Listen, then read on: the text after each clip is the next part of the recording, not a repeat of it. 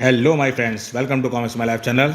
और आज हम ला रहे हैं आपके सामने सुपर कमांडो ध्रुव और शक्ति की 2-in-1 शानदार कॉमिक्स ध्रुव शक्ति। अगर चैनल पर फर्स्ट टाइम आए, चैनल को सब्सक्राइब कीजिए इसी धमाकेदार कॉमिक्सों के लिए।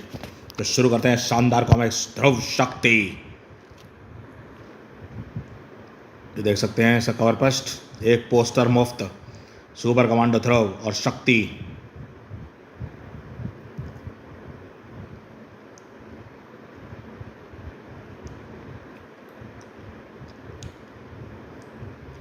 कहते हैं, ऐसा ही मानते हैं, अक्सर देखा भी गया है कि सच और झूठ, पाप और पुण्य या धर्म और धर्म के बीच जब जब टकराव हुआ है, तब तब सच, पुण्य और धर्म की विजय हुई है। और लेकिन जिस लड़ाई की में दोनों तरफ सत्य ही मौजूद हो, उस लड़ाई का नतीजा क्या निकलेगा? तुम नताशा की मदद करके भारी भूल कर रही हो शक्ति। तुम न्याय करने में चक्कर में गलत इंसान पर अपनी शक्तियों का प्रयोग कर रही हो। शक्ति नारी की रक्षक और नारी के सम्मान की संरक्षक है, और नारी पर हाथ उठाने की ज़रूरत करने वाला कभी सत्य और धर्म का पक्षधर नहीं हो सकता। तुझे शक्ति का दंड तो भुगतना नहीं होगा। दोनों प्रतीक हैं सत्य के, दोनों प्रतीक हैं न्याय के, और दोनों को एक ही चीज़ पसंद है, विजय। इसलिए आज एक दूसरे के आमने सामने खड़े हैं ध्रुव शक्ति।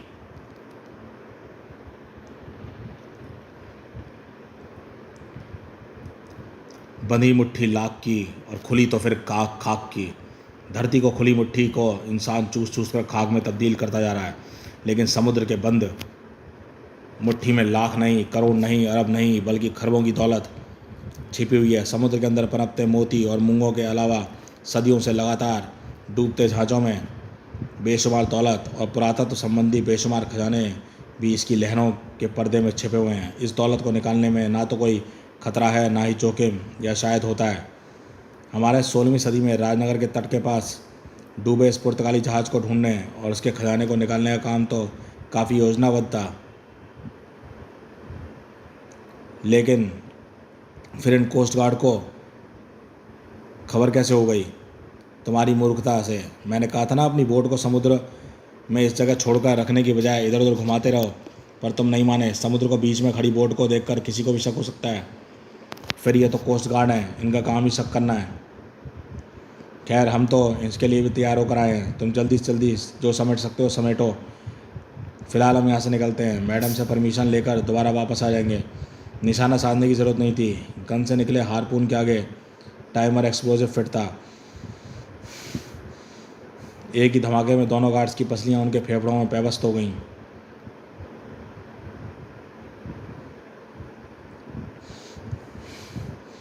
धमाके की तरंगें सतह को फोड़ती हुई वातावरण में फैल गई। यह क्या था? अंदर कुछ गड़बड़ लगती है। और गोताखोरों को भेजो। वशाक कोस्ट गार्ड्स। मुझे शक हो रहा है इस बोट में जो भी लोग सवार थे, वे खतरा भाप कर अंदर से अंदर ही भागने की कोशिश कर रहे हैं।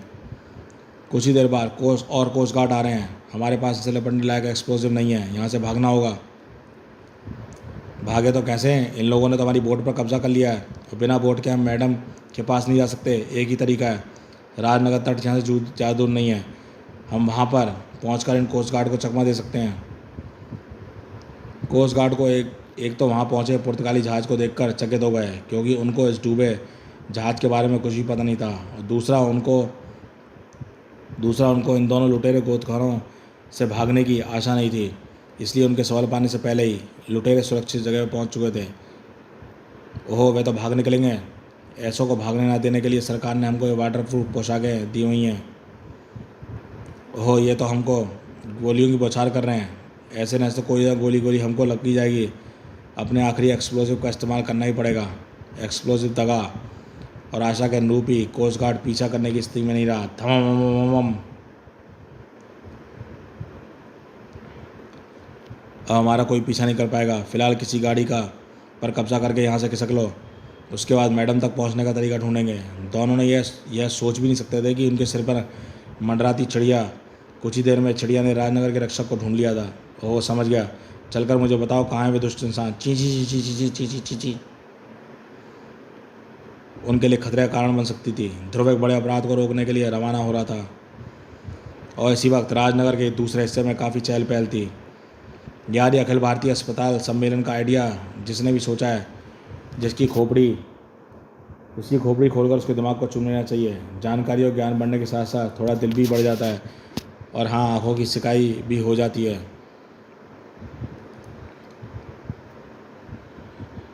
सुधर जा तरुण, डॉक्टरी पढ़ाई कॉस्मेटिक सर्जन बन गया है। थोड़ा सोबर भी हो जा, वरना किसी दिन इतनी पढ़ाई होगी खुद सर्जरी करवानी पड़ेगी।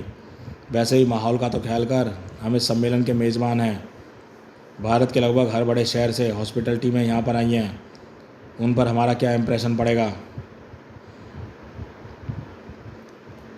तुम्हें इम्प्रेशन की पड़ी है सौमित्र? उनके यहाँ सीने के पिंजरे के बदन दिल का पंछी धाड़ धाड़ कर रहा है और इस पिंजरे को कहीं जाकर घोंसला बना लो। वाह, वो हसीना कौन है सोमू?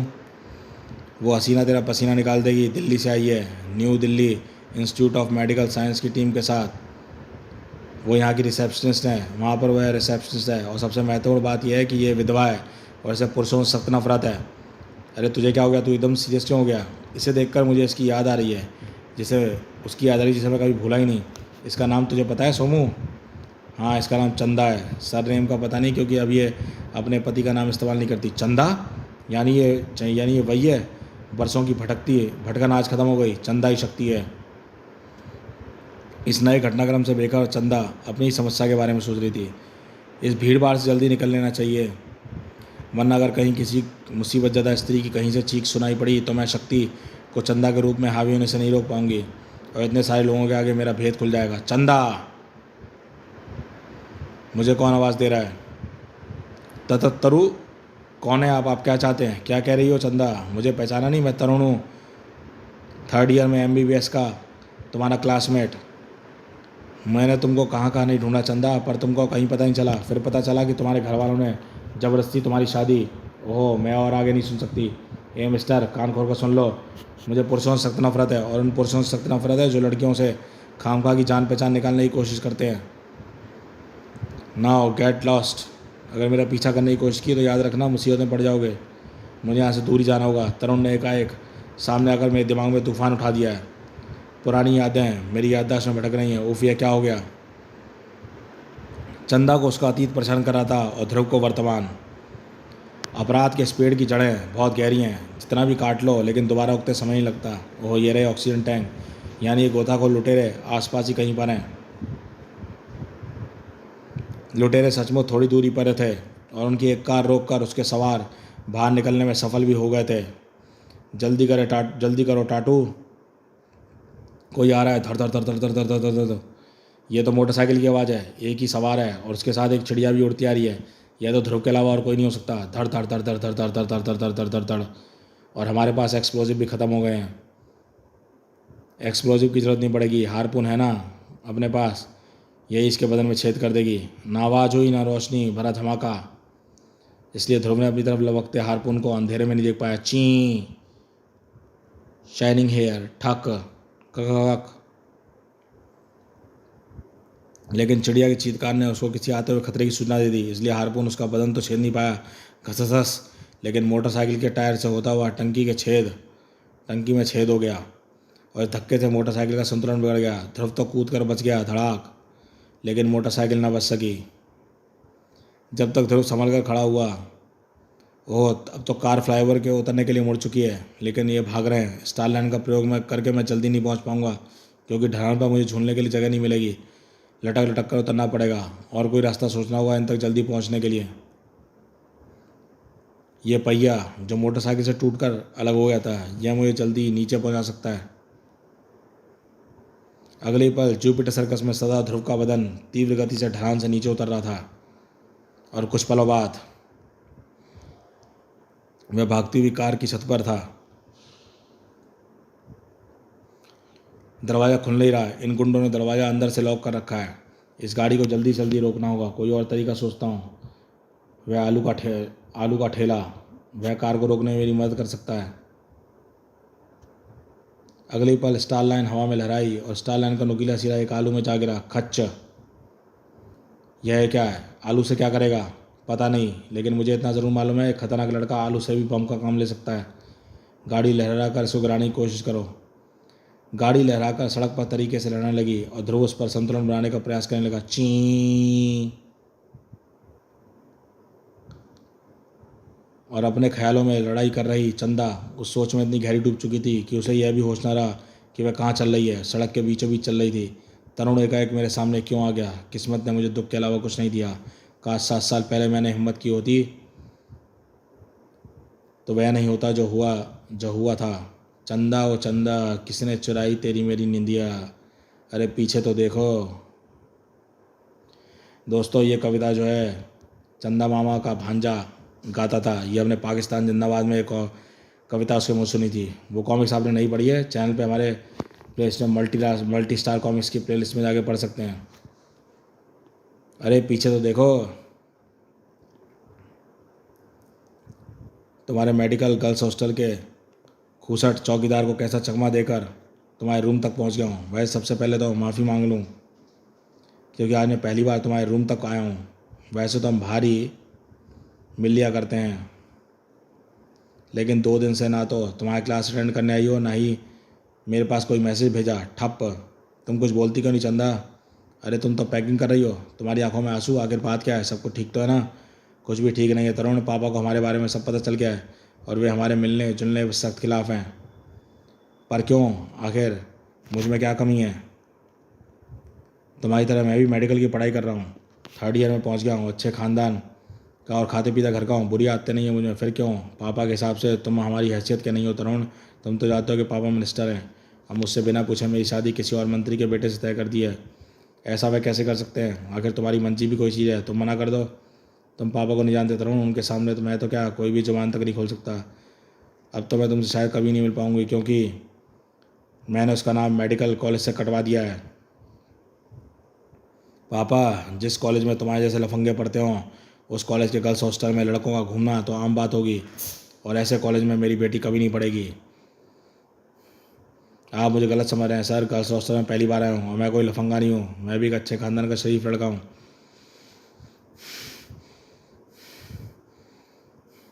अगर तू सच कह रहा है तो किसी और के खानदान की औलाद होगा। जब मौका मिले तो अपनी माँ से पूछ लेना कि तूने किस गटर में से मिला था। सर, आप मेरी बेइज्जती कर रहे हैं, वह भी बिना किसी कसूर के। तरुण के इरादे खतरनाक नहीं थे, लेकिन वह तो सिर्फ जोर से बोलने की झोंक में एक कदम आगे बढ़ा था। लेकिन पापा के सिक्योरिटी गार्ड ने इसका कुछ और ही मतलब निकाला और बंदूक और पटके एक ही चोट से तरुण लहूलुहान हो गया और पापा मुझे घसीटते हुए मेडिकल कॉलेज से बाहर ले गए। तड़ाक।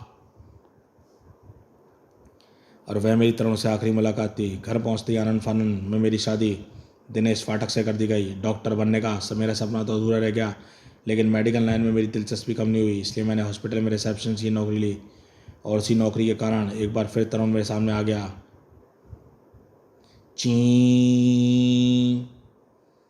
दिनेश के कुकर्तों ने मेरे दिल में पुरुषों के लिए नफरत पैदा कर दी थी, लेकिन तरुण ने मेरी मुलाकात शायद उस नफरत को ख़त्म कर रही थी। पर मैं विधवा हूँ और मुझे यह तक नहीं पता कि तरुण ने भी शादी कर ली है या नहीं। धाम।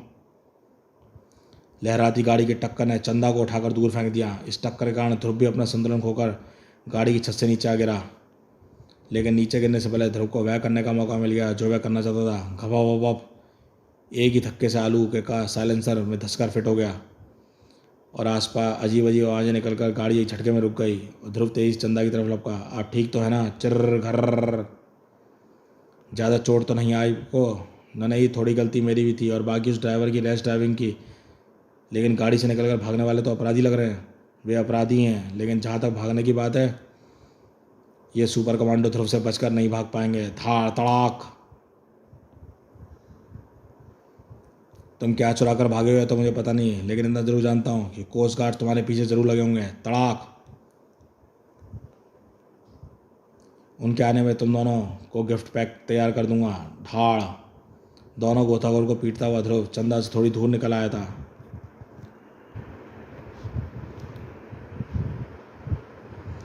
और चंदा को अपने सही में लगी कंपनों का आभास हो रहा था। पसलियों में दर्द शुरू हो गया, चोटों का आभास हो रहा था। दर्द खराश से होकर निकल रही है।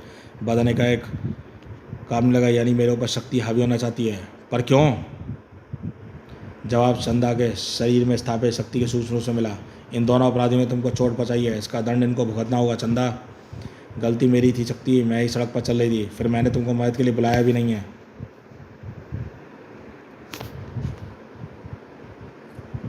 नहीं, वह कार तुमसे काफ़ी दूर के मोड़ पर मोड़ पर से मुड़ी थी, तुमको देख सकने के लिए उनका प्रयास समय था। उसने ना रुक कर तुमको शरीर सदी बजाई है। और रही पुकारने की बात, तो अगर घटना मेरे सामने घट रही हो तो मुझे बुलाने की आवश्यकता नहीं पड़ती। अब तुम चाहो या ना चाहो, शक्ति तो उन दंडों दुष्टों को दंड देकर ही रहेगी।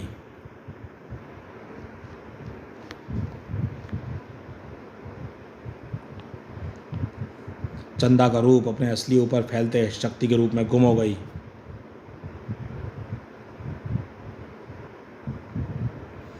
ध्रुव का काम लगभग समाप्त हो चुका था।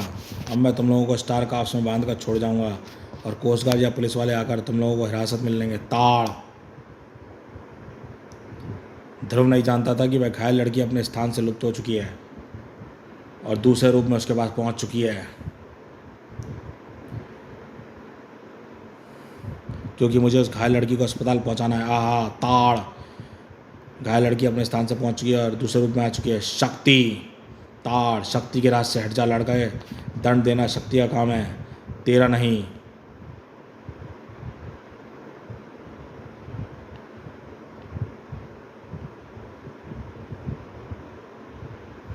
आहा, अक।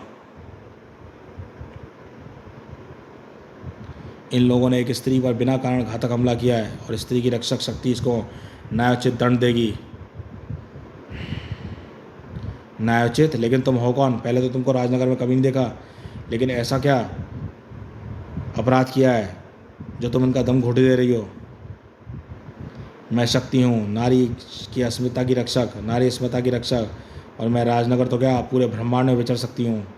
इन दुष्टों को बचाने का समय एक स्त्री को वाहन से मारी है, समय होते हुए स्त्री को वाहन से टक्कर मारी है, और मैं इसी अपराध का दंड इन्हें देने आई हूँ। मुझे यह तो नहीं पता कि तुम कहाँ से आई हो, लेकिन राजनगर में बिना दूसरे पक्ष की बात सुने दंड देने का प्रवचन कर रही हो, और अगर देना ही है तो इसका अधिकार सिर्फ न्यायालय को है, मुझे या तुमको नहीं। वैसे मैं स्त्रियों पर वार करने से परहेज करता हूँ शक्ति, धम, लेकिन तुम्हारे केस में मुझे यह परहेज छोड़ना ही पड़ेगा, क्योंकि मेरा पहला काम कानून की सुरक्षा है, और सुरक्षा यह कहती है कि इन दोनों को सही सलामत हालत में पुलिस स्टेशन पहुंचाना होगा। दोनों को उठाकर ज़मीन पर गिरने में भागने की स्थिति में कतई नहीं थे, लेकिन ध्रुव के वार ने शक्ति क्रोधाग्नि को में घी जरूर डाल दिया था। तूने इन कीड़ों का पक्ष लेकर शक्ति से टकराने की जरूरत की है। अब तुझे मुझ पर वार करने की सज़ा भुगतनी होगी, क्योंकि मैं भी एक स्त्री हूँ और स्त्रियों पर वार करने वालों को मैं भी नहीं छोड़ती। धमाक। वार इतना जोरदार था कि हवा में उड़ता हुआ ध्रुव जमीन से टकराने के बाद कई फुट फिसलता चला गया। ठक। आहा, ऐसा वार तो मैंने पूरे फाइटिंग कैरियर में नहीं खाया। यह शक्ति आखिर है कौन?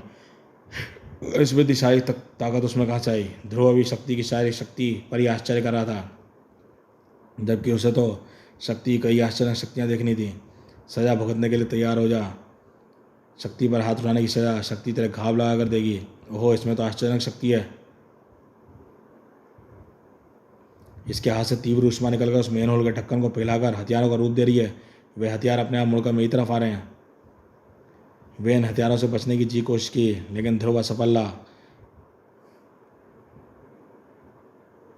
हो गए तो कभी हथियार निशाना चूक गए। ध्रुव सफल होगा, कभी हथियार निशाना चूक गए। ओफ, इन हथियारों की गति बहुत तेज है और दिशा सटीक, ऊपर से संख्या में बहुत ज़्यादा है। अभी तो एक घाव लगा है, लेकिन और घाव लगते देने लगी। अपना बचाव करने के लिए लड़ाई ख़त्म नहीं होगी। लड़ाई ख़त्म करने के लिए आक्रामक रुख अपनाना होगा,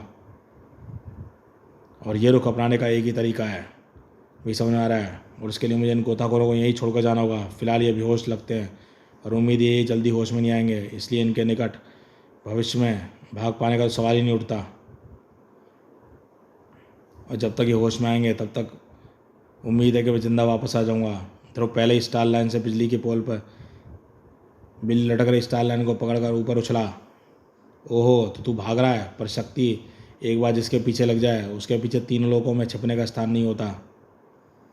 मैं ना तो भाग रहा हूँ, ना ही छिपने का स्थान ढूंढ रहा हूँ। मैं तो यहाँ पर तुम्हारे हथियारों का जवाब देने के लिए अपना हथियार ढूंढने आया हूँ, और मेरा हथियार है मोटरसाइकिल का ये शॉक एब्जॉर्बर। ढनन।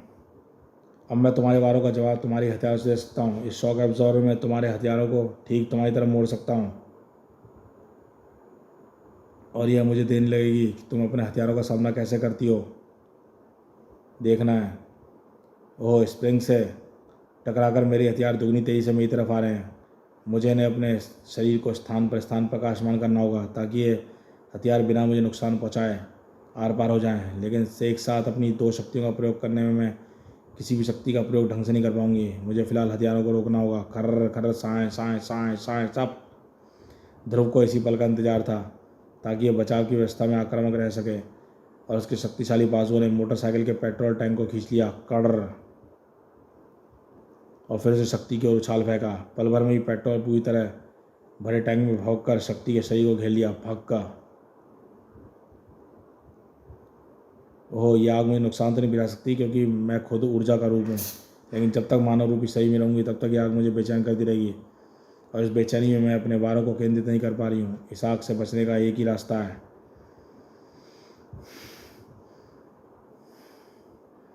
वह यह है कि मैं ऊर्जा रूप में परिवर्तित होकर इस रूप में अग्नि की लहर से बाहर आ जाऊँ। मैं मुक्त हो जाऊँगी, लेकिन इस लड़के को मैं मुक्त नहीं रहने दूँगी। धमाम। अब मैं कुछ पलों के लिए ज़्यादा उछल कूद नहीं कर पाएगा, और उतनी देर में ऐसी फौलादी बंधनों में बांध दूंगी जिससे कभी निकल नहीं पाएगा। शक्ति ने बिजली के पोल को पिघलाकर सरिये का रूप देना शुरू किया, और शक्ति की शक्तियों के इशारे पर नाचते सरिये ने ध्रुव को अपने घेरे में लेना शुरू कर दिया। ओह, इसकी शक्तियों का कोई अंत ही नहीं है। अब मुझे लौ बंधनों में जकड़ रही है। वह इसलिए ताकि तुम उछल कूद ना कर सको और मैं तुमको न्यायोचित दंड दे सकूं। धमाम। वैसे ध्रुव और शक्ति से हम पहले भी कई कॉमिक्सों में मिल चुके हैं। कोहराम, जलजला, कलयुग। नहीं पढ़ी है कॉमिक्स तो हमारे चैनल में मल्टी स्टार कॉमिक्स या कॉमिक मूवी की प्लेलिस्ट में आगे पढ़ सकते हैं। योजना अच्छी है। ये पहली ध्रुव और शक्ति की टक्कर की कॉमिक है। योजना अच्छी है शक्ति, लेकिन ये खंभे बहुत मजबूत लोहे के नहीं हैं। मेरा एसिड कैप्सूल इन सरियों को कुछ ही पलों में इतना गला देगा हिस कि मैं इसको आसानी से तोड़ सकूं। कटट। ओह, इतनी कड़ी टक्कर तो मुझे युगों में किसी ने नहीं दी। पहली बार किसी ने मुझे चुनौती दी है। अब आएगा लड़ाई में मजा। धमाक।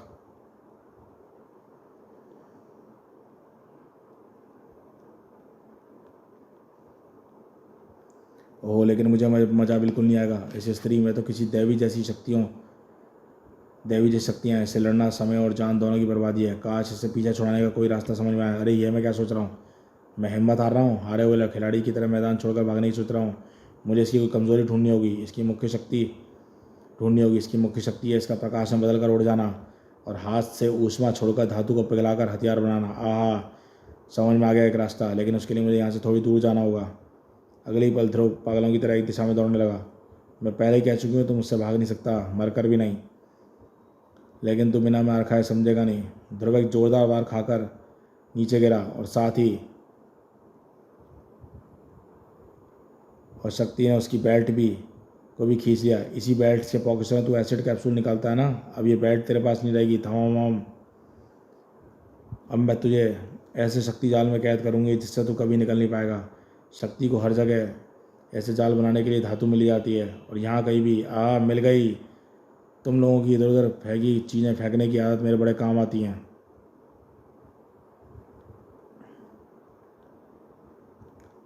ध्रुव को पता था कि शक्ति को क्या चीज़ नजर आई है। यह मेरा आखिरी बार है।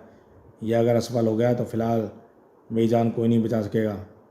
रास्ता धीरे धीरे बंद हो रहा था क्योंकि शक्ति के हाथ की गर्मी धातु पाकर ताना बाना सुने। इससे पहले कि जाल ध्रुव तक पहुँच पाता, एक धमाका हुआ और असावधान शक्ति का शरीर उस धमाके एक हवा में उड़ गया।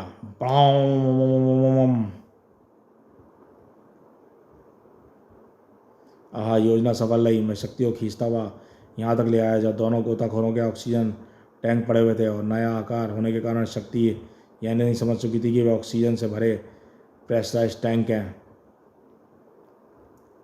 और यह भी अच्छी तरह से जानता था कि स्थान पर शक्ति इन टैंकों के अलावा धातु की और कोई चीज़ नहीं मिल पाएगी। तभी भीषण ऊष्मा के कारण दूसरा ऑक्सीजन टैंक भी फट गया और पहले विस्फोट का असंतुलित शक्ति को एक और करारा झटका झेलना पड़ा। पड़ाऊं।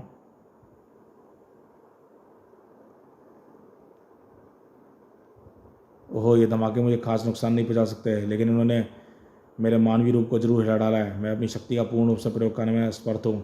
इस लड़के ने मुझे आंशिक रूप से पराजित किया है। फ़िलहाल मुझे अपना चंदा रूप में विलीन होना होगा, क्योंकि पहले से ही ख्याल चंदा भी, पर इस धमाके का कुछ असर हुआ है। अब मुझे उसने कितना नुकसान पहुँचाया यह पूर्ण रूप में आने के बाद ही पता चल पाएगा। अगली पर शक्ति अपनी शक्ति बटोर कर प्रकाशवान रूप में तब्दील हो गई। यह क्या? यह फिर प्रकाश में बदल कर कहाँ जा रही है? कहीं यह फिर से मुझ पर हमला करने तो नहीं जा रही?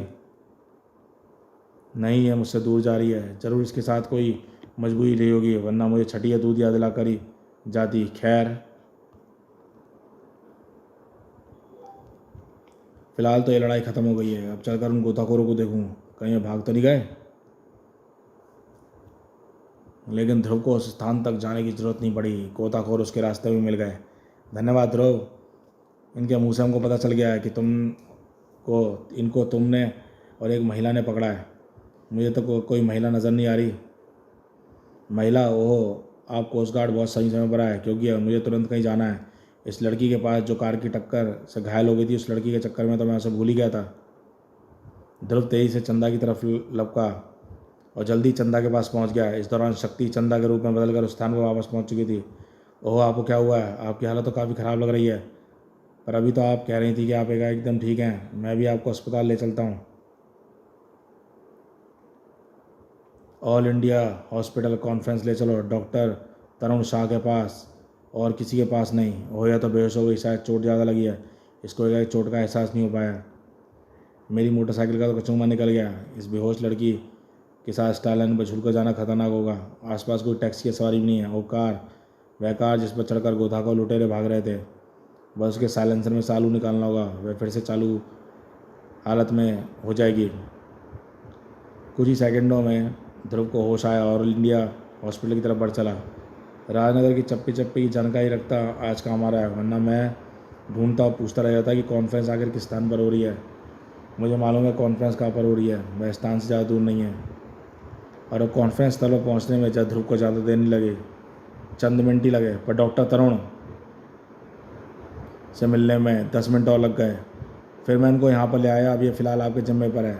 आप नहीं, तुम कहो ध्रुव, और तुम इसको यहाँ लाकर इसकी नहीं बल्कि मेरी जान निकालने से बचा ली है। चलिए, मेरा मतलब चलो, अनजाने में इनके साथ साथ तुम्हारा भला हो गया। मैं चलता हूँ, इनका हाल जानने फिर आऊँगा। ओके एंड थैंक यू ध्रुव। ध्रुव जल्दी वहाँ से रवाना हो गया, क्योंकि फ़िलहाल मिले खाली समय में वह अपनी फटी पोशाक को बदलने के लिए करना चाहता था। आहा, गुड बॉय। 9 बजे निकला है और 11 बजे वापस आया, पर तुम्हारे कपड़ों को क्या हुआ? लगता है कमांडो के धंधे में बरकत नहीं हो रही। प्रोफेशन बदल दिया तुमने। कटोरा कहाँ है तुम्हारा? ठहर जा जरा, तुझे मैं भिखारी नज़र आता हूँ? अब की राखी बांध कर नग मांगेगी तो 2 पैसे के सिक्के ही दूंगा। और अगर नग में तुझे वह वाली ड्रेस लेनी है जो तू मुझे परसों शोरूम में दिखा रही थी, तो फटाफट जाकर एक एक्स्ट्रा ड्रेस निकाल कर ला।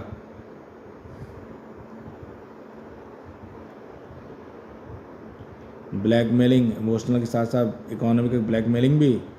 खैर, मैं तुम्हारी टेस्ट तो वैसी ला देती, पर अगर तुम मुझे बदले में नई टेस्ट देना चाहते हो तो ओके, तुम्हारी मर्जी। लेकिन श्वेता तुम्हारी ड्रेस की नहीं, किसी और चीज़ का गिफ्ट देना चाहती है। वह भी कल तुम्हारी कलाइयों पर कस देगी। और श्वेता ध्रुव का वर्तमान रूप बदलने की तैयारी में थी। जी हाँ, या ध्रुव बदलने वाला था। और उधर पश्तियाँ दूसरा मोड़ ले रही थी। क्या? ऑपरेशन डीप सी असफल हो गया। हमारे आदमी माल के साथ पकड़े गए, पर कैसे? हमने तो कम से कम आदमी इसीलिए भेजे थे ताकि वह किसी की नज़र ना आए और आराम से काम करके वापस चले जाएं। कोस्ट गार्ड ऑफिस में हमारा एक आदमी जानकारी लेकर आया है। गलतियां हमारे आदमियों की हैं। उन्होंने बोट को इधर उधर घुमाने की बजाय एक ही स्थान पर खड़ा कर दिया। कोस्ट गार्ड को शक हो गया और हमारे आदमियों को माल सहित राजनगर की तरफ भागना पड़ा। वहीं पर उसका एक औरत और ध्रुव से टकराना पड़ा और वे पकड़े गए। ध्रुव, फिर वही ध्रुव, एक बार फिर हमारे काम में टांग अड़ा दी उसने। कही है तो उसकी बोटी बोटी करके नाली में बहा दूँ। थोम, दोबारा ऐसे लफ्ज़ जुबान पर ना आए, ना तो मुंह में जुबान रहेगी, ना ये आवाज़ निकालने के लिए गला। तड़ाक। ध्रुव को अगर किसी ने सुई चुबाने की कोशिश की तो ध्रुव को उसके बाद मैं धुलाई करेगी कमांडर नताशा, और उसकी सफाई पहले करेगी। यह सब लोग अच्छी तरह सुन लें, मैं ये बात दोबारा नहीं कहूँगी। कमांडर नताशा, षड्यंत्र सीरीज के बाद अब नज़र आई है ये। सडन सीरीज आपने नहीं पढ़ी है तो उसमें पढ़ी है कमांडर नताशा कैसे बन गई कमांडर नताशा, वहाँ ध्रुव कॉमिक्स की प्ले लिस्ट में अपलोडेड है।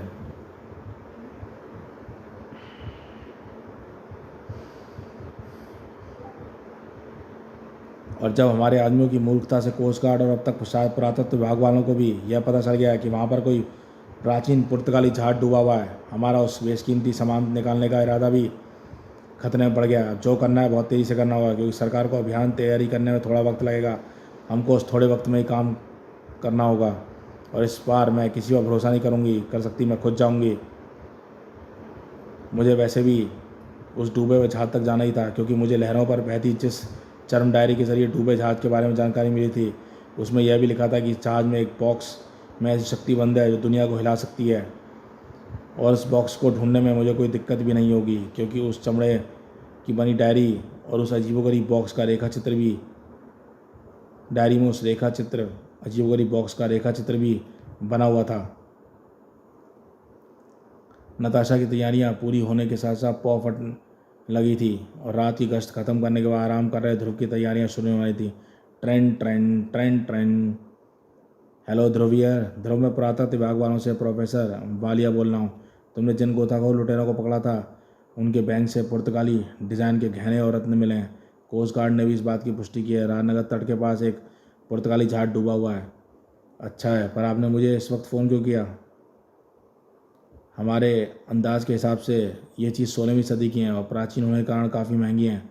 सरकारी स्तर पर इस डूबे हुए जहाज़ की सुरक्षा की तैयारी करने में 1-2 घंटे लग जाएंगे, और हमको डर है कि इस दौरान ये लुटेरे दोबारा इस प्राचीन संपदा को चुराने की कोशिश कर सकते हैं। हम चाहते हैं कि तुम उन पर 1-2 घंटे के दौरान तुम उस डूबे जहाज़ पर नज़र रखो। हम जानते हैं कि तुम्हारी पानी में सांस लेने की शक्ति से काम काफ़ी आसान होगा। ठीक है प्रोफेसर वालिया, मैं अभी अपने ऑफिस पहुंचता हूं। वहाँ डूबे हुए स्थान का पता लेकर निगरानी के लिए जाऊंगा, लेकिन आप मुझे अपने ऑफिस का पता बता दीजिए। ध्रुव तैयार होने में ज़्यादा वक्त नहीं लगा। श्वेता जल्दी से मेरा नाश्ता लगा, मुझे ऑफिस जाना है। नाश्ता पर पहले तैयार तो हो लो, फिर तो नाश्ता भी करा दूंगी। भैया तैयार? मैं तुझे तैयार नहीं दिख रहा? तैयार तो हमेशा रहते हो भैया, लेकिन इधर ज़माना भी काफ़ी तेज़ हो गया और अपराध जगत भी। तुमको भी अपने आप को गति देनी होगी। हाथों से घुमाकर स्टार लाइन और स्टार फेंकने से 1 सेकंड व्यर्थ हो जाता है, तो उसे भी बचाना होगा। जितने तेज़ अपराधी हो रहे हैं, ज़िंदगी और मौत के बीच का फासला भी उतना ही कम होता जा रहा है। मुझे पता है पगली, तू सबसे ज़्यादा चिंता करती है, मेरी मम्मी पापा से भी ज़्यादा, लेकिन भरोसा रख, मैं तेरा भाई हूँ। मुझसे तेरा भाई छीनने का साहस यमराज में भी नहीं है। यमराज को मैं ये साहस करने का मौका भी नहीं देना चाहती भैया, इसलिए आज से इस युद्ध को अपनी बहन के द्वारा बनाए गए सुरक्षा यंत्रों को पहनकर लड़ोगे। तू किन सुरक्षा यंत्रों की बात कर रही है? इन सुरक्षा यंत्रों की, तुम इनको पहनो और मैं तुमको इनकी खासियतें बताना शुरू करती हूँ। ध्रुव की आश्चर्य से भरी आंखें नम हो गईं। श्वेता के प्यार ने दिल के हर हिस्से को झंझोड़ कर रख दिया। ब्रेसलेट, मेटाबलिक, क्या क्या चीज़ें थीं। उसके हाथ अपने आप ही उन यंत्रों की तरफ बढ़ गए,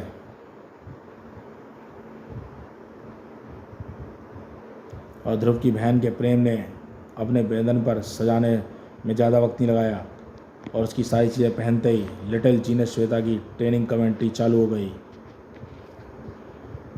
ये तुम्हारे दाहिने हाथ का ब्रेसलेट है भैया जी, इसमें से स्टार ब्लेड और कार्टिलेज भरी हुई है। इसका ट्रिगर तुम्हारी हथेली की तरफ निकलता है, वह एक छोटा सा लीवर है, और ये तुम्हारे बाएं हाथ में ब्रेसलेट है ध्रुव भैया, और ये तुम्हारे बाएं हाथ का ब्रेसलेट है, लीवर है। इसमें से तुम स्टार लाइन छोड़ सकते हो, और चाहो तो वह उसमें लाइन अटकी भी रहेगी, चाहो तो अलग भी हो जाएगी। इसके साथ साथ तुम्हारी नई और पूर्ण रूप से धातु की बनी पाउचों से भरी बेल्ट को भी अन्य आवश्यक वस्तुओं के साथ भर दिया है। साथ स्पेयर स्टार लाइन भी हैं। इसके स्टार बगल में स्टार ट्रांसमीटर के साथ साथ एक स्पेशल लॉकिंग सिस्टम भी लगा हुआ है, ताकि कोई ना तो तुम्हारी बेल्ट को काट सके और ना ही खींच कर अलग कर सके। और तुम्हें एक इसमें माइक्रो थिन यानी पतली मोटाई के ब्लेड्स भी छोड़ सकते हो। ये तुम्हारे बूटों का होल्डिंग स्ट्रैप है, इसमें कितना भी जोर डाल लो बिना ऐसे ढीले किए बूट नहीं खुलेंगे और इन बूटों के तुम्हारे बूटों पर फिक्स किए जा रहे हैं ये व्हील कवर। अब तुम किसी भी तेज़ गति वाले वाहन को पीछा कर सकते हो करने के लिए पुशबैक स्केट्स व्हील के ज़रिए। और इन कवर में लगे स्केट व्हील को तुम अपने लगे पैरों के अंगूठों के नीचे लगे लीवर को खींचकर एक तरफ खिसकाकर बाहर निकल सकते हो। कुछ इस प्रकार ध्रुव का एक नया रूप तैयार हुआ था इस कॉमिक्स से। पहले ये रूप इसे मिला था खूनी खानदान कॉमिक्स में, एक नई बेल्ट मिली थी ध्रुव को, और अब इसमें पूरे ध्रुव को स्टार ब्रेसलेट और नई बेल्ट मिली है। जानने के बने खूनी खानदान कॉमिक्स ध्रुव कॉमिक्स की प्लेलिस्ट में जाके पढ़ सकते हैं। तू भी कमाल है श्वेता, तूने तो मेरा पूरा हुलिया ही बदल कर रख दिया। पुच्छ, मुझे पूरी उम्मीद है कि नियंत्रणों की मदद से तुम अपराधियों का भी हुलिया बदल कर रख दोगे, और वह भी पहले और ज़्यादा तेज़ी से। ऐसा ही होगा श्वेता। अब मेरे पास नाश्ता करने का समय नहीं है, मुझे ऐसे ही जाना होगा। ध्रुव का यह दावा बहुत जल्दी ही कसौटियों पर परखने वाला था, क्योंकि नताशा ने उस बहुमूल्य वस्तु को ढूंढने का अभियान शुरू कर दिया था जो दुनिया को उसकी मुट्ठी में समेट सकती थी। इन दोनों कोस्ट गार्ड से निपटाकर तुम दोनों सिर्फ आसपास नज़र का रखने का काम करो। चीज़ें ढूंढने का काम मैं खुद करूँगी। वैसे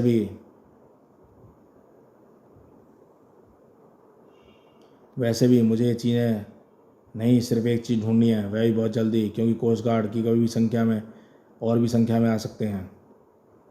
उस चीज़ को जल्दी से जल्दी ढूंढने के लिए मैं चरम डायरी साथ लेती आई हूँ, ताकि मुझे कोई भ्रम ना हो। मलबे के अंदर घुसी नताशा का ध्यान पूरी तरह से उस बॉक्स को ढूंढने में था, और बाहर क्या हो सकता था इस तरफ उसका ध्यान बिल्कुल नहीं था। ब्रेसलेट्स के साथ ध्रुव। ओह, तो यहाँ 2 बेहोश के स्कार्ड पड़े हैं, यानी प्रोफेसर वालिया का शक सही था, और इस बार भी लुटेरे उसी गुट के होंगे जिन्होंने पहले उस जहाज को से वस्तुओं को चुराने की कोशिश की थी।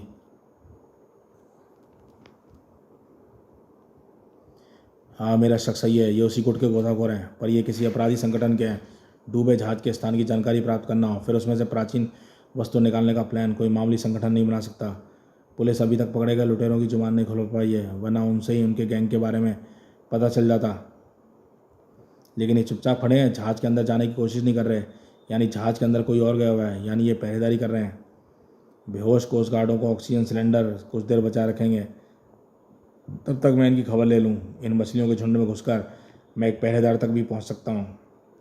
लहरों के छुटपुटे में मछलियों की आड़ में तैर रहे ध्रुव को देख पाना मुश्किल था।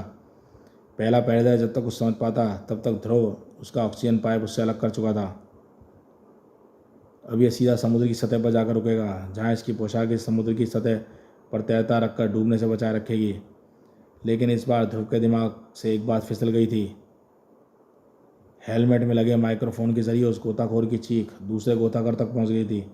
उसने पलटकर अपनी तरफ आते ध्रुव को काफ़ी पहले देख लिया था।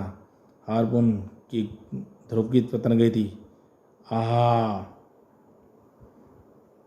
लेकिन श्वेता के उपहार ध्रुव के बड़े काम आए। स्टार ब्लेड के एक सटीक वार ने हारपून के गोताखोरों के हाथों से छूट गई। श्वेता के ब्रेसलेट बड़े काम आ रहे हैं, वरना पानी की लहरों में हाथ घुमाकर स्टार ब्लेड फेंकने में ब्लेड को वह गति नहीं दे पाता जो इस ब्रेसलेट ने ब्लेड को दी है। अब सबसे पहले स्टार ट्रांसमीटर को स्क्रैम्बलर फ्रीक्वेंसी पर कर देता हूँ, ताकि अगर वह किसी और को खबर भेजना चाहे तो उसकी रेडियो तरंगों में उसका व्यवधान उत्पन्न हो सकता है और कोई इसको साफ पकड़ ही ना पाए। ये स्कैम बलर का जिक्र जिक्सा कॉमिक्स में भी आ चुका है। फिर अपने बाएं हाथ के ब्रेसलेट का इस्तेमाल करके इसको स्टार लाइन से ऐसा जकड़ दूंगा कि डूबे जहाज के मलबे में लटका रह जाए। अब फिर देखूँ इस मलबे के अंदर कितने लोग हैं और वे क्या चाहते हैं। मलबे के अंदर लोग नहीं, सिर्फ एक शख्स था, या कई ये थी। वह जो चाहती थी वो उसकी नज़रों के सामने था। वह चरम डायरी ज़रूर इसी जहाज़ के में डूबे मुक्त होकर समुद्र की सतह पर तैर रही होगी। यह मुझे मिली थी। इसके महत्व को समझकर मैंने स्पेनिश भाषा सीखी और इसके बाद मुझे उसकी असली कीमत का पता चला। ओह, यह लॉकेट तो इस डायरी में बने रेखाचित्र से मेल खा रहा है, और इस चरम डायरी का लेखक जादूगर विकारियों ने अपने गले में पड़े पूरे लॉकेट को इसी प्रकार बताया, यानी यह विकारियों का ही कंकाल है, और यह विकारियों का कंकाल जो इस बॉक्स की ज़रूरी सी पेटी में बंद होना चाहिए। पेटी का गल्प चुका ताला एक हल्की सी ठोकर से ही टूट गया और कुछ उसमें से कुछ ही पलों बाद नताशा के हाथ अजीबोगरीब बॉक्स था जिसमें वह कहती हुई अजीब शक्ति। बॉक्स तो यही है, इसमें यह बॉक्स तेज चमक फूट रही है। क्या यही है वह शक्ति जिसका जिक्र विकारियों ने अपनी डायरी में किया था? लेकिन इसका उपयोग किया कैसे जाएगा? खैर, यह तो मैं बाद में सोचूंगी। फ़िलहाल तो यहाँ सामान मिल गया है, अब यहाँ से जल्दी जल्दी निकल लेना चाहिए। तभी नताशा ट्रांसमीटर के रिसीवर में गंभीर आवाज़ उठी। निकलने की इतनी जल्दी क्या है नताशा? इतने दिनों बाद मिले हैं, हाल चाल तो कम से कम बताती जाओ। ध्रुव, तुम यहाँ पर? हाँ, और अगर मैं तुम्हारी फ्रिक्वेंसी पर सेट किए गए अपने ट्रांसमीटर पर तुम्हारी आवाज़ न सुनता तो शायद इस रूप में तुमको पहचान भी ना पाता। अब अगर मैं पुरातत्व वस्तुएं चुराने के आरोप में तुमको गिरफ्तार करूं तो प्रतिरोध मत करना, क्योंकि यह तो तुम जानती होगी इन वस्तुओं पर सिर्फ सरकारी पुरातत्व विभाग का हक होता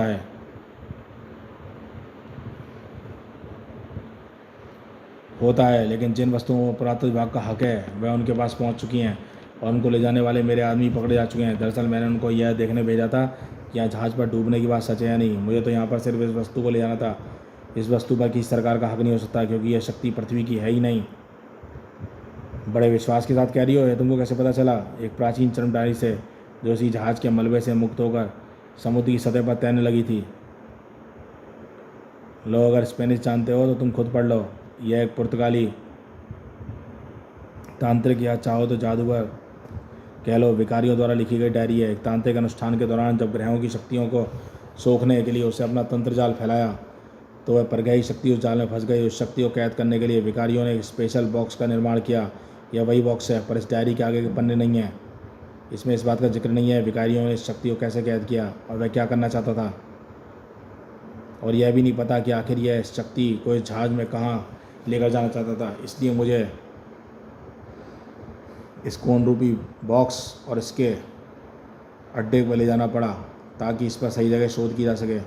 मैं टूटी फूटी पुर्तगाली जानता हूँ और जोड़ जोड़ कर पढ़ भी लेता हूँ नताशा, लेकिन जैसे पृथ्वी पर गिरी किसी उल्का पर किसी एक व्यक्ति का हक नहीं होता, वैसे ही इस कोन पर तुम्हारा भी इकलौता हक नहीं हो सकता।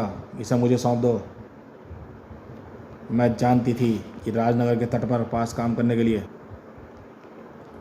से मुझे तुमसे किसी न किसी से जरूर टकराना पड़ेगा। यह वह जगह वही होगी जहाँ मैंने इस ऑपरेशन की शुरुआत की थी। मुझे इसकी उम्मीद नहीं थी। मैं तुमको नुकसान पहुँचाना नहीं चाहता नताशा, इसलिए मुझे कौन चुपचाप सौंप दो। कभी नहीं, इसके बारे में सबसे पहले मुझे पता चला है, इसलिए इस पर मेरा हक है। इस छीना झपटी में कौन न जाने कौन सा लीवर दब गया कि जिसके शीर से ऊर्जा की लहर अंदर से आज़ाद होकर नताशा के शरीर में समाने लगी और चारों तरफ चकाचौंध कर देने वाली रोशनी फैलने लगी। और जब रोशनी की चमक खत्म हुई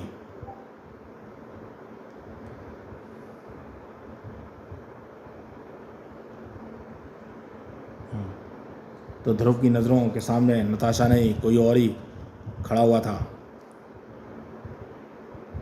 ओह, यह तो वही शक्ति है जो अंतरिक्ष से मैं फंसाकर पृथ्वी पर लाई गई है, फिर इस कोन में बंद कर ली गई है। लेकिन नताशा आसपास कहीं नज़र नहीं आ रही। इसका तो एक ही अर्थ और निकलता है कि वह यह है कि ऊर्जा के रूप में कोन में बंद इस प्राणी ने नताशा के शरीर पर ही कब्जा कर लिया है। अपनी शक्ति के जरिए प्रत्यक्ष रूप नताशा के रूप के बजाय अपना रूप प्रक्षेपित कर रहा है।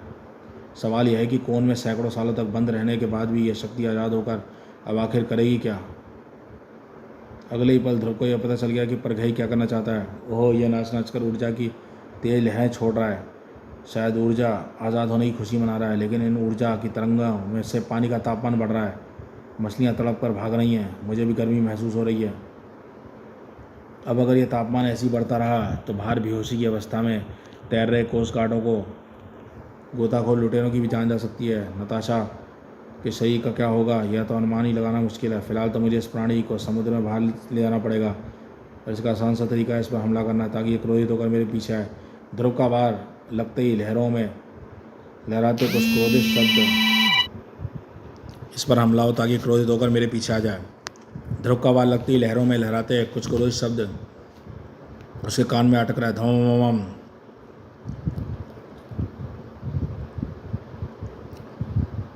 और जैसा ध्रुव ने सोचा था एकदम वैसा ही हुआ। मुझे ऐसा लगा जैसे इसने प्रचंडा चिल्लाया हो। वैसे नाम इस पर फिट बैठता है। अभी यहाँ से फटाफट भाग जाए, वरना यह प्राणी भागा जाए, वरना यह प्राणी इस नाम को सार्थक कर देगा। ध्रुव तेजी से सतह की तरफ तैरा। प्रचंडा, और प्रचंडा भी उसके पीछे तैरा। सारी शक्ति लगाकर तैर रहे ध्रुव को किनारे तक पहुंचने, तो प्रचंडा तो नहीं पकड़ पाया, लेकिन पानी से बाहर आती उसकी शक्तियाँ एकदम सक्रिय हो उठी। वो पानी से बाहर आती इसकी गति कई गुना बढ़ गई, यानी अंदर इसकी शक्तियाँ छीड़ रहती हैं। हम्फ, जादूगर भिखारी हो यह बात समझ गया होगा, इसलिए उसने उस कोन को वहीं समुद्र के बीचों बीच डुबो कर रखना चाहता होगा। यही शायद इसके जहाज में जाने का कारण रहा है। धड़ाक। मैं समझ रहा था कि मैं इसको पानी में बाहर खींच कर अकलमंदी कर रहा हूँ, पर यह तो बेवकूफ़ी का काम साबित हो गया, क्योंकि पानी से बाहर आती इसकी शक्तियाँ सक्रिय हो उठी हैं। अब इसको पानी के अंदर ले जाऊँ तो कैसे? धमम। वैसे तो पानी के अंदर जाकर मैं कौन सा तीर मार लूँगा। भड़ाक। यहाँ पर इसे चोट लगाने के बहुत ज़्यादा साधन हैं, इस टक्कर में से कुछ चोट तो पहुँचेगी। तुमने टक्कर तो काफ़ी ज़ोर से लगाई, लेकिन परिणाम आशा के अनुरूप नहीं आया। आश्चर्यजनक इसके हाथ से ऊर्जा लहर निकल कर मुझे अपने लपेटे में ले रही है। अगले पल ध्रुव ने उस ऊर्जा लपेटे का मतलब समझ में आ गया। एक झटके में लपेटे खुले और लट्टू की तरह नाचता हुआ ध्रुव का बदन दीवार से अटक रहा है। धमाधार धमाम। साथ ही ध्रुव को प्रचंडा से निपटने का तरीका समझ में आ गया। ये ऊर्जा प्राणी है, इस रूप को यह कोन में बंद था और इसी सारे ये वार करा था। अगर इसको और ऊर्जा दी जाए तो शायद यह अधिकता को सह ना पाए और नताशा का शरीर छोड़ने पर मजबूर हो जाए। एक बार ये नताशा का शरीर छोड़ने पर निकल जाए तो इस पर और घातक वार किया जा सकता है, और इसको अतिरिक्त ऊर्जा देने का सबसे अच्छा साधन फिलहाल ये बिजली के तार ही नज़र आ रहे हैं। इसके लिए सबसे पहले नाइलोस्टीन की स्टार लाइन से प्रचंडा को बांधना होगा, सटरट, और फिर स्टार लाइन के दूसरे सिरे को बिजली के तारों पर फेंक देना होगा ताकि उनका करंट प्रचंडा तक पहुंचे। और प्रचंडा, ध्रुव ने परिणाम का अनुमान एकदम गलत लगाया था, क्योंकि प्रचंडा को नुकसान पहुंचाने की बजाय प्रचंडा ने बिजली की तारों को नुकसान पहुंचा दिया। कड़ाक। पल भर में तार जलकर और गलकर टूट गए। बिजली का प्रवाह आगे बढ़ना रुक गया।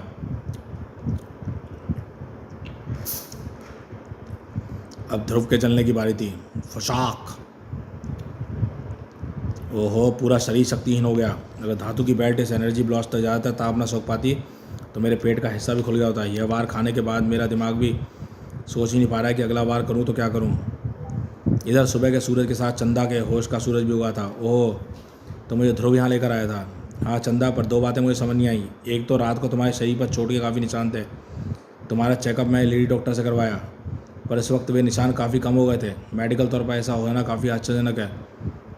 दूसरा, तुम्हारे माथे पर बंधी पट्टी मुझे उतारनी पड़ी कि संभावित चोट को देखने के लिए। तो मुझे तुम्हारे माथे पर एक चीरा दिखा। पहले तो मुझे लगा तुम्हारे माथे पर कोई तीसरी आंख है, पर यह तो असंभव है।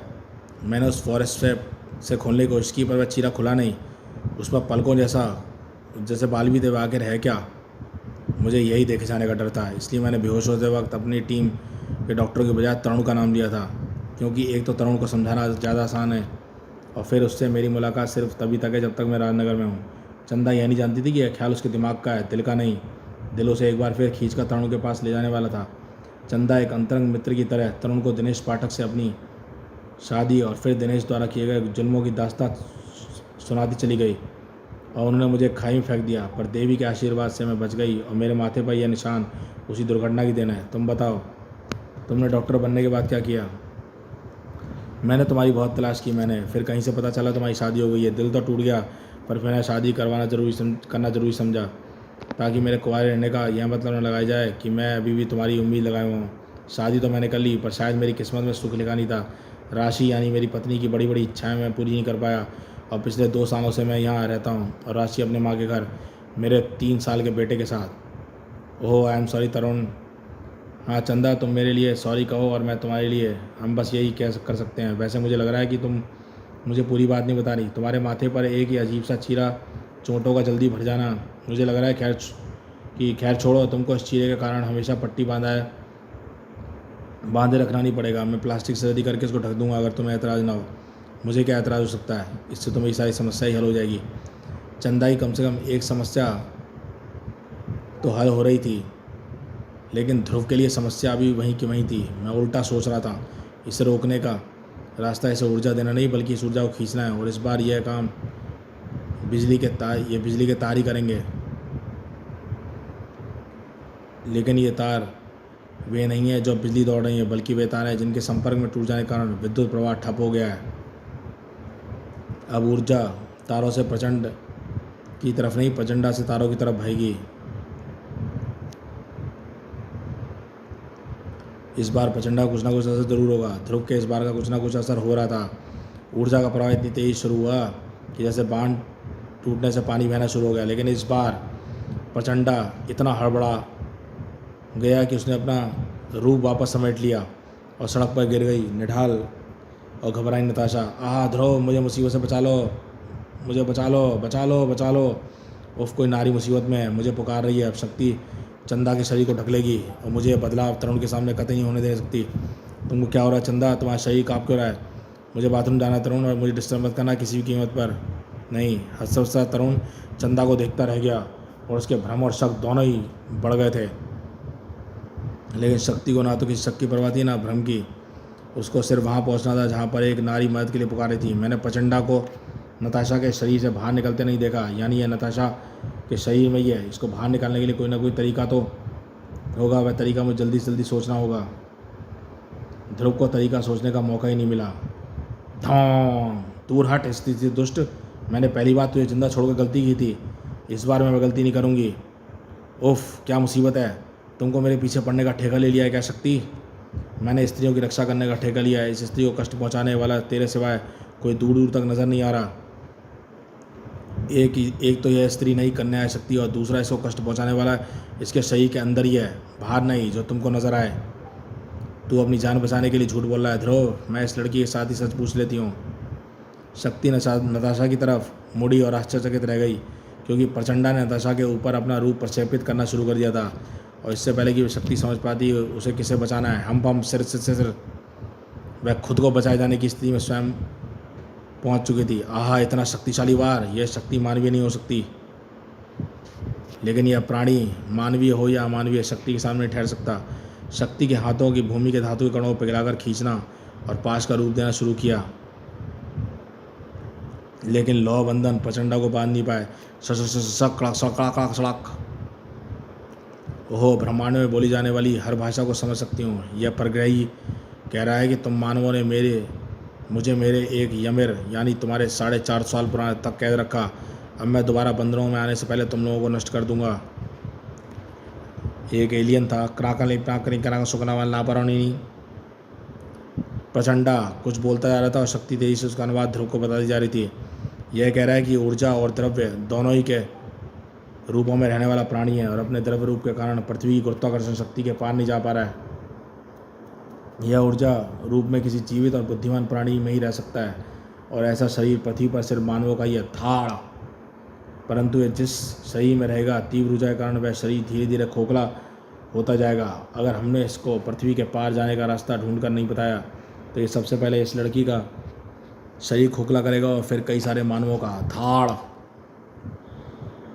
लेकिन मैं इसको ऐसा करने नहीं दूंगी। मैं पृथ्वी पर आई हूँ पहले स्त्रियों और फिर मानवों की रक्षा करने। मैं दैवी की शक्ति का 1000वां भागी हूँ, लेकिन फिर भी इन दुष्टों से निपटने के लिए काफ़ी हूँ। तड़।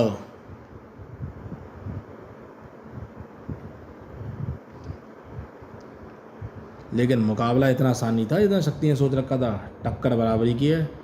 शक्ति के जीतने की कोई गारंटी नहीं है। यह प्रचंडा शक्ति की गुरुत्वाकर्षण शक्ति के पार जाना चाहता है, लेकिन बगैर किसी मानव शरीर में घुसे वहाँ तक पहुँच नहीं सकता। कड़लाम। अगर ये किसी स्पेस सूट पहने किसी मानव के शरीर में घुसकर जाए तो इसके बाहर निकलने से पहले स्पेस सूट में जो छिद्र होगा उससे तो मानव फट ही जाएगा। खैर, रास्ते तो मिल सकते हैं, पर कोई लंबा तरीका सोचने का समय नहीं है। फिलहाल नताशा को भी बचाना है। उसको नताशा के शरीर से बाहर निकालना ही होगा, और उसका एक ही तरीका मेरी समझ में आ रहा है। वैसे भी इन दिग्गजों के बीच में मेरा क्या काम? ध्रुव तो न जाने कहाँ जा रहा था, पर दिग्गजों की लड़ाई जारी थी। तेरी किरणों का मुझ पर कोई असर नहीं होने वाला। मेरी ऊष्मा शक्ति का तुझ पर कोई असर नहीं होने वाला। इसलिए मैं तुझे पीट कर ही हार मानने को मजबूर कर दूंगी। ताड़। प्रचंडा प्रतिरोध तो कर रहा था, लेकिन शक्ति के शक्तिशाली वार उसको एक बार फिर अपना रूप समेटने के लिए मजबूर कर रहे थे। थोड़ी देर में शक्ति को इस लड़ाई के पहले चरण में सफलता मिल जाने वाली थी। तड़ाक!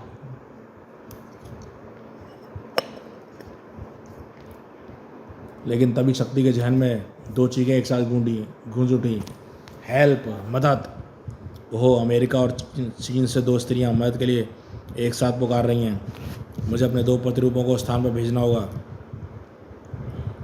लेकिन इन दो प्रतिरूपों को निकालने से मेरी शक्ति 1/3 रह जाएगी, क्योंकि बाकी दोनों प्रतिरूप अपनी 1/3 और 1/3 शक्ति अपने साथ ले जाएंगे। मेरी शक्ति कम होने से यह परग्रही मेरे ऊपर हावी हो सकता है, पर मैं नियमों से विवश हूँ। मुसीबत ज़्यादा स्त्री की सहायता के लिए मुझे जाना ही होगा। ये दो प्रतिरूप निकले थे। शक्ति के रूप के से दो प्रतिरूप निकलकर अलग अलग दिशा में विलीन हो गए। अब बाजी पलट गई।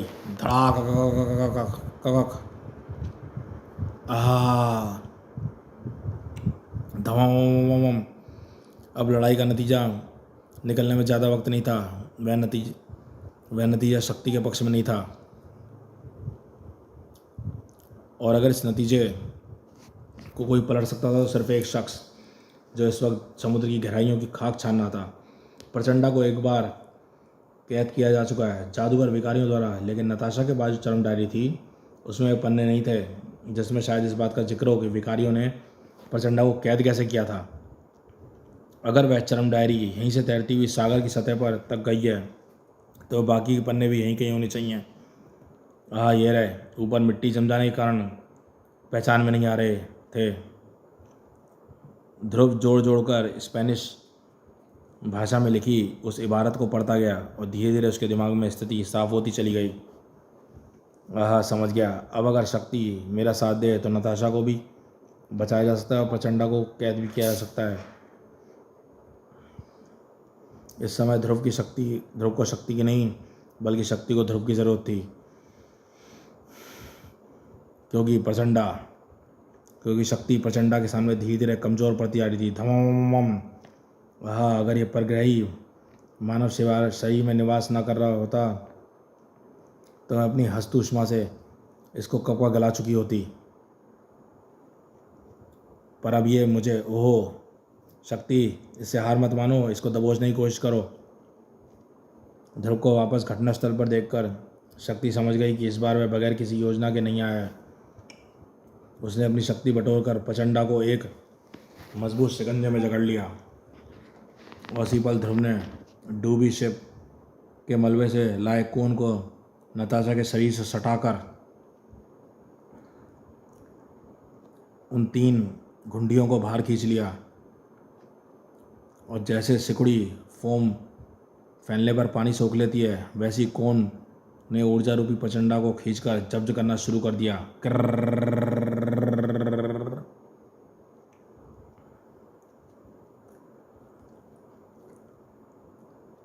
और कुछ ही पलों बाद परग्रही प्रचंडा फिर से कोन में कैद था और नताशा मुक्त हो गई थी। आहा, मुझे क्या हुआ था ध्रुव? मैं समुद्र के अंदर से यहाँ कैसे आ गई? अभी बताता हूँ नताशा, लेकिन पहले इस प्रचंडा को पृथ्वी की गुरुत्वाकर्षण शक्ति के पार पहुँचाना है, वरना फिर न जाने ये कौन सी मुसीबत खड़ी कर देगी। लेकिन इसको गुरुत्वाकर्षण शक्ति के पार पहुँचाओगे कैसे?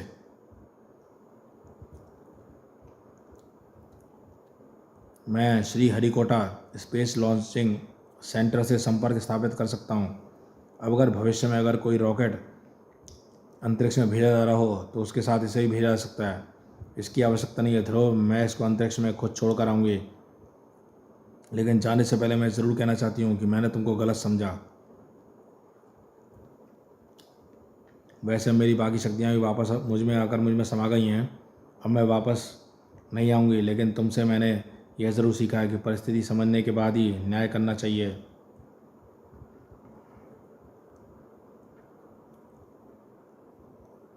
यह आश्चर्यजनक शक्तियों युक्त महिला कौन है ध्रुव? इसके मुख पर तो देवी जैसा तेज है। यह अपने आप को देवी का अंश बताती है नताशा, और मुझे इसके दावे पर कोई संदेह नहीं है। शक्ति। और अब मैं उम्मीद करती हूँ कि तुम मुझे गिरफ्तार करोगे। गिरफ्तार पर क्यों? तुमने फिलहाल कोई अपराध नहीं किया। लेकिन मैं अब भी चाहता हूँ कि तुम अपराध का रास्ता छोड़कर वापस दुनिया में आ जाओ। फिलहाल ये संभव नहीं है ध्रुव। पहले मैं छल कपट और भ्रष्टाचार से युक्त इस समाज में रहने लायक बनाऊंगी और फिर ही तुम्हारी दुनिया में वापस आ पाऊंगी। उधर प्रकाश की गति से उड़ती शक्ति ने आकाश अंतरिक्ष में पहुंचकर कून को नष्ट कर दिया और प्रचंडा आज़ाद हो गया। अब मुझे भी शीघ्र अतिशीघ्र वापस जाना चाहिए।